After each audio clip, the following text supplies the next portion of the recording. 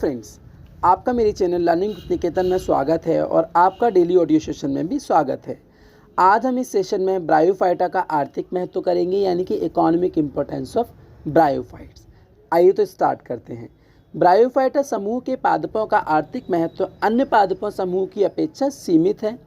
इस समूह के पादप प्रकृति में मृदा निर्माण, उसमें संरक्षण तथा पादप अनुत्क्रमण में महत्वपूर्ण भूमिका निभाते हैं।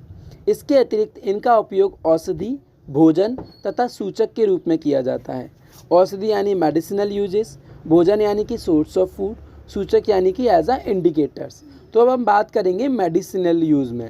औषधि के रूप में उपयोगिता यानी मेडिसिनल यूजेस, पॉलीट्राइक्रम से जो बनी चाय होती है उसका यूज़ किया जाता है पित्ताशय तथा गुर्दे की पथरी को गलाने में, ठीक है। और आपके स्फेगनम से प्राप्त स्फेगनल चर्म रोगों में उपचार में लाभदायक होती है।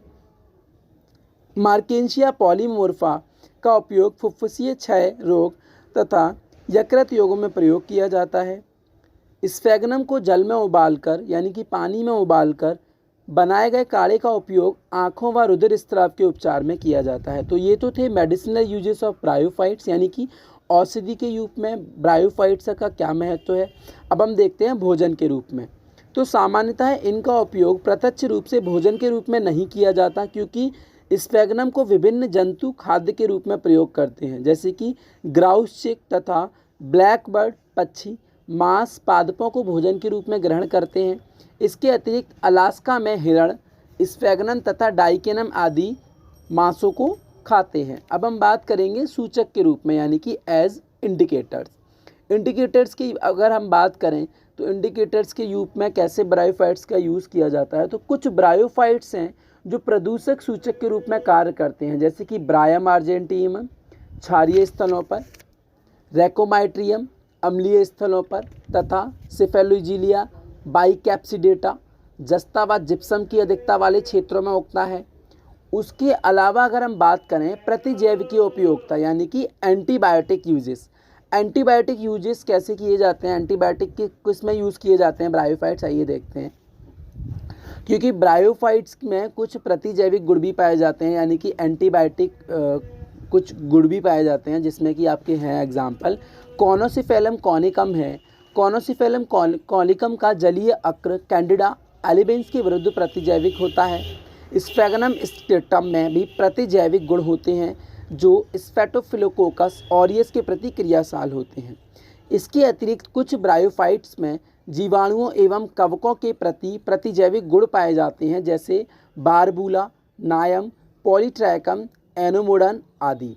अब हम बात करेंगे इसके अलावा कुछ और यूजेस, क्योंकि अभी तक हमने देखा औषधि के रूप में उपयोगिता, भोजन के रूप में उपयोगिता, सूचक के रूप में उपयोगिता और प्रतिजैविकीय उपयोगिता। ओके, अब हम देखते हैं इसके अन्य उपयोग कौन कौन से होते हैं, जिसका एक एग्जाम्पल है ब्रायोफाइट्स का डाइक्रेनम इलोगेंटा। डाइक्रेनम इलोगेंटा नामक मॉस को लैंप की बत्तियां बनाने में प्रयोग किया जाता है। तो लैंप की बत्ती बनाई जाती हैं वो ब्रायोफाइट्स की बनी होती हैं। मॉसिस का उपयोग बाग बगीचों में भूमि का कटाव रोकने में किया जाता है। पॉलीट्राइक्रम जातियों के पादपों को टोकरियाँ एवं टोपियाँ बनाने में प्रयोग किया जाता है।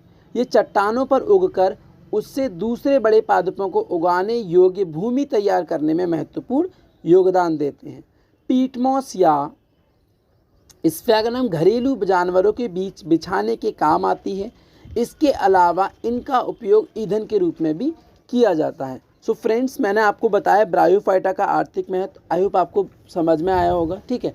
तो अगर आपको वीडियो अच्छा लगा है तो प्लीज़ इसे लाइक शेयर कमेंट करना बिल्कुल ना भूलें। और इसके साथ साथ अगर अभी तक आप चैनल से नहीं जुड़े हैं तो इस चैनल को सब्सक्राइब कर लीजिए, बेल आइकन को प्रेस कर लीजिए, जिससे कि मेरी जब भी नई वीडियोज़ आएँ आपको नोटिफिकेशन आए और आप उसे समय पर देख पाएँ, ठीक है।